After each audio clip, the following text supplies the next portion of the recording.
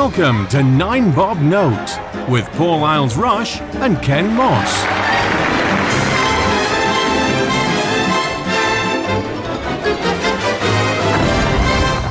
Hello everybody and welcome to 9 Bob Note. I am Paul Isles-Rush. And I'm Ken Moss. Well, carrying on with the Taking Turns theme, Ken, it's your turn this week. What have we got? Kylie Minogue. Aha! I, on a very different side of the fence, have always been quite fond of Kylie Minogue. Way back into the mid-80s when she was Charlene on Neighbours. Yeah. And I can vividly remember the day that I first saw the music video for I Should Be So Lucky. Now, in those days, I was an avid Neighbours watcher, and we were about 18 months behind in England. Yeah. And even in those days, it was widely known if a soap star became a pop star, that was the end of that. They were coming out of the soap. And I remember being absolutely crushed that meant that at some point in the next 18 months, she was leaving Neighbours forever. Yeah. And I was in love with this woman. You know, my adolescent years were filled with Kylie Minogue. But since then, I think it's fair to say she's become a reasonably big gay icon. Absolutely. It wouldn't be understating that, would it not? Oh, no. The question really is, she's one of the biggest stars in the world. I mean, there are a few that have reached that level of fame. And the thing that still gets me, she agreed to be in an episode of Doctor Who. I still haven't got over that one. How on earth did Russell T Davies pull that one off? But the question really is, why is she this big gay icon? It's a very good question. I was actually talking to someone at work today about it because I said I was very much like you, always a big fan of Kylie Minogue. And then I met Stuart, my husband, and realised that I wasn't a big fan. I just liked her a lot because the definition of a big fan of Kylie Minogue is quite intense. But yeah, I don't know. There are people. I mean, Stuart has met friends all over the world through a mutual love of Kylie. And I don't know. It's just, obviously, a lot of her music is quite camp and dancey, but also she just exudes this niceness and this like approachability. You feel like if you were in a bar and you saw her, you could just go up to her and chat to her. What, and you would feel safe? Well, is that the thing? Not that she would, anybody else, like Belinda Carlisle would turn around and punch you. But I don't know. She's just super nice. And whenever you see her being interviewed or, and she's always up for doing, like Doctor Who. I mean, that was just... Didn't she do a Vicar of Dibley as well? Yes, she was in the Vicar of Dibley. What else? She's been, on things like Ant and Dec's Saturday Night Takeaway. Seriously? Yeah, and they got her... She was singing a song and Ant and Dec were both wearing the gold hot pants and they were shoving their bum in her face while she was doing it and stuff. And she was just, she doesn't take herself too seriously. So she's done all that for UK TV, but she didn't do the Neighbours. Is it the 30th anniversary or 25th anniversary? It was a big deal. Yeah. Because they even got Madge back and she's been dead 20 years. Yeah, I think one of the things that she kind of said about not going back to Neighbours is it would be kind of the Kylie show. And because it was, it was the 30th anniversary of Neighbours and it was about everybody who'd been in it. So it's, about Madge and Harold and all the other ones. And if Kylie came back, even if she just walked onto the street or she just said hello, no one else would even notice. And so she didn't want to overshadow it. And also... she probably just didn't want to. Couldn't be arsed, yeah.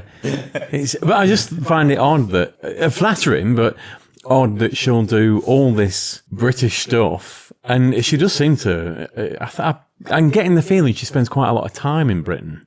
I think when we last checked, she lives in London. That probably explains quite a bit then. Yeah, she certainly has done for a long time. I don't know if she, if COVID has sent her elsewhere. But yeah, she has lived in London for quite a long time. There used to be a pub around the corner from where she lived where Stuart and Kevin would always go for a drink whenever they were in London, just in case she popped down to a local for a pint. Popped in and she's necking a pint of bitter. Yeah. All right, lads. Great. I mean, you have been with us to one of her concerts. Yes, that's about 5-6 years ago now, I think it was. And what a performance. Whatever. I mean, I went somewhat ironically because it was, my partner at the time, she was very much into Kylie, and we'd been to a few concerts together, so it was, and you'd asked us, and it was the logical thing, and plus it was Kylie Minogue. Yeah. But I expected that she'd sort of shy away from the back catalogue and do a more recent stuff. She went all the way back to the beginning and did things like The Locomotion, and and you think, I thought that you would have ditched that years ago, and she threw herself into it, knowing full well that people love it. Yeah, she knows what people want. And the thing is, she always releases new stuff, and she had the disco album out last year, which was really, really good. But then when she does the tour of that album, hopefully next year, we'll see.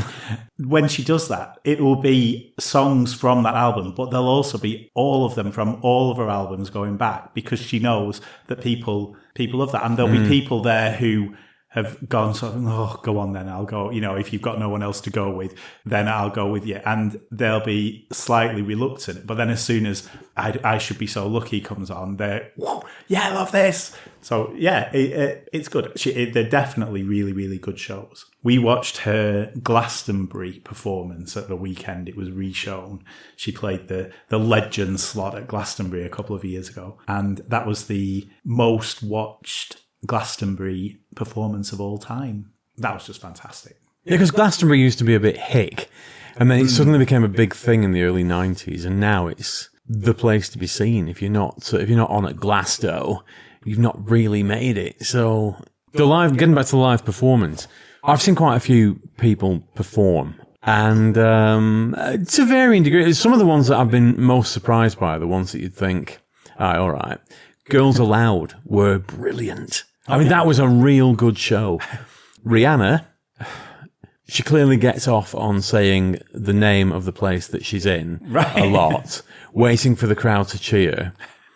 My overriding memory of going to see her at the MEN or whatever it's called now is her saying, Manchester, a lot. We know where we are, love. Yes. Sing, bitch. We've paid God knows how much for these tickets. But Kylie Minogue, she came out on time, which they never do. How long does she keep them waiting? 40 minutes, an hour? How about 2 hours? Assholes. But Kylie Minogue came out, I think it was 7:30. She was out at 7:30. Yeah. And she played till... There must have been, maybe there was an interval, but either way, we got our money's worth from that, and it was entertaining all the way through. Yeah, it's a proper show. There's costume changes and props and sets and all sorts, aren't there? It's good, and it's worth it because you pay a lot of money to go to concerts, and sometimes, like someone like Adele, you'd pay at least the same amount of money that you pay for a Kylie ticket to go and see Adele, and she would just stand on the stage and sing largely quite depressing songs. And,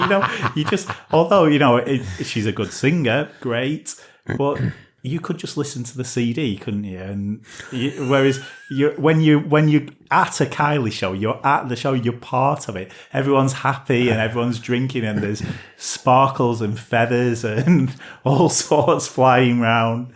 Adele. Did you see any of the recent series of Spitting Image? No. She was one of the best characters. The recent series of Spitting Image, well worth your time. Getting a little bit off topic, but Adele was, I can't remember whether it was that or Newsoids, which was sort of the precursor. But there was one particular sketch I can see in my mind's eye where she's in one of those Japanese restaurants where everything's on a conveyor. She started singing about this food. You're coming into my life, and then you left my life. It is all quite depressing. I have got a Kylie album. I bought the CD version of the very first album because I saw it on a market or something. I thought, I'm having you. Very fond memories of that. Yeah. But also there was Ultimate Kylie? It was sort of a 2-disc best hits of some. That's a really good compilation. You know when you get some best of albums and they're a bit...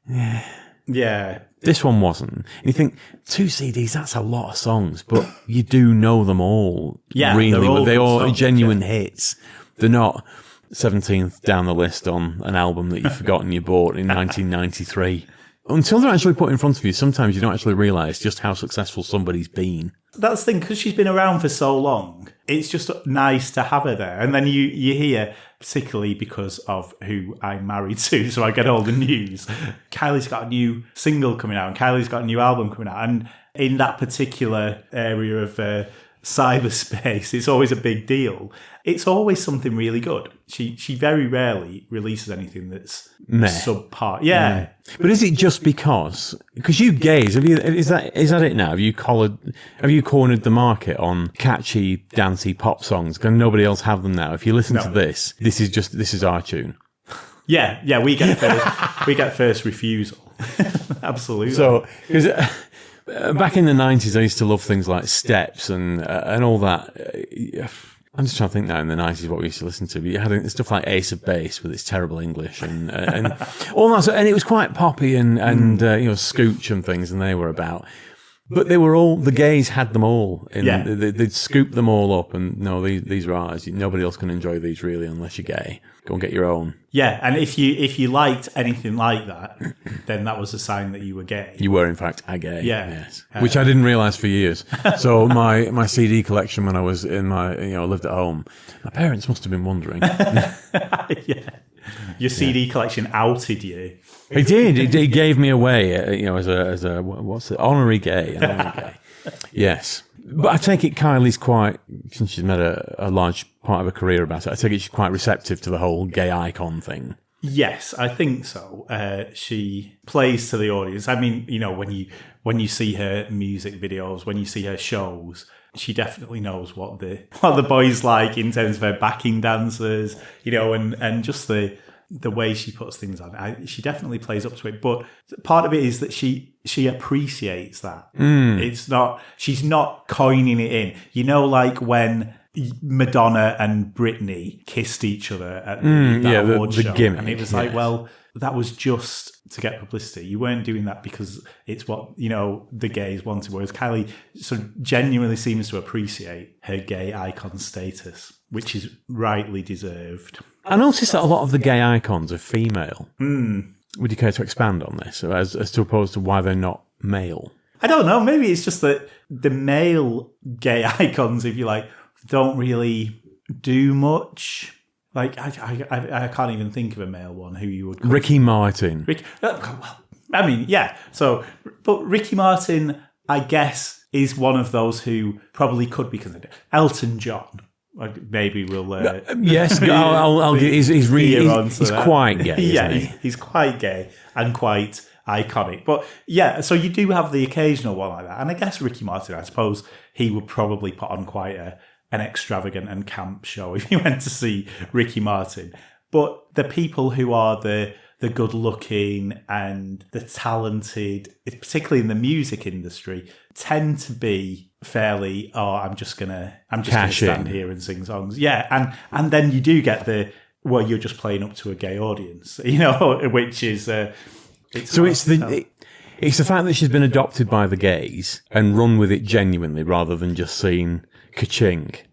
Yeah, I think so. She probably timed it quite well because obviously in terms of like our generation of gays, because, when we were around about the time that Kylie came out and she was her career was starting, it was the late 80s, early 90s. And a lot of the stuff around gay people at the time was about AIDS, and it was very, very depressing and, gay people are evil, look what they've done. And Kylie, I guess, came out and sort of said, "Oh, forget about all that. Let's just dance to some silly songs." And that's why we've adopted her. I suppose maybe the younger generation of gay people, I don't know, maybe don't appreciate that, but they're wrong.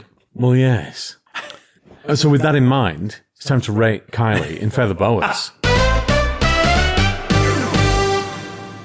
Well, we've got to decide, feather or not, Kylie Minogue is an important thing in the gay world. Well, it doesn't even deserve an answer. No, does it? I'm not even going to.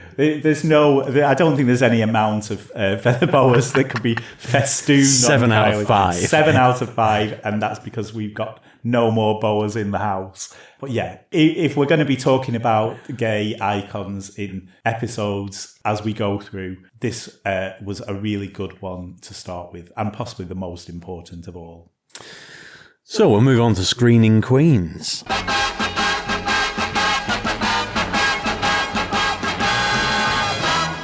Now, bizarrely, I'm going to choose something that I've never watched, but I know that you will have. It's a film from the late 80s or early 90s called The Delinquents. Ah, yes. Even though it's my turn, I'm going to ask you to tell me what it's about, because I know Kylie's in that, isn't she? Yes. In my memory of it is a bit sketchy, but this was like her first foray into serious acting after she left Neighbours, done music for a bit, and then decided to do this. So it was a film about a young couple who basically they run away from home. Families don't get on, so they run away to be together. They don't have any money, and it's a sort of love conquers all. I can't remember what happens at the end. Well, I can picture the video case in my mind's eye. It's a black and white picture of somebody kissing Kylie's neck. Yeah. All very suggestive. And it was a 15. So you knew there was likely to be something in there for the teenage lads when the parents were out. I think Kylie did actually take her top off in it as well. You saw a bit of side boob. Well, guess what I'll be doing before bed tonight. Yeah, but that's going to be my recommendation, largely because I've not seen it, and I really feel that I should have done by now. Definitely. Particularly when it came out, that should have been one of the things that I saw, but yes. Excellent. Well, we'll head off to Blockbuster Video and track that down. And in the meantime, we'll leave you to it, and we'll see you next week. Goodbye, everyone.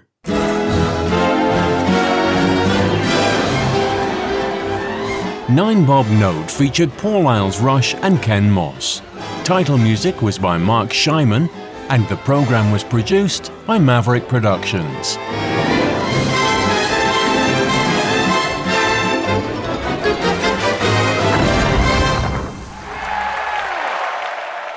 For more information, please visit maverickproductionsuk.blogspot.com or find us on social media.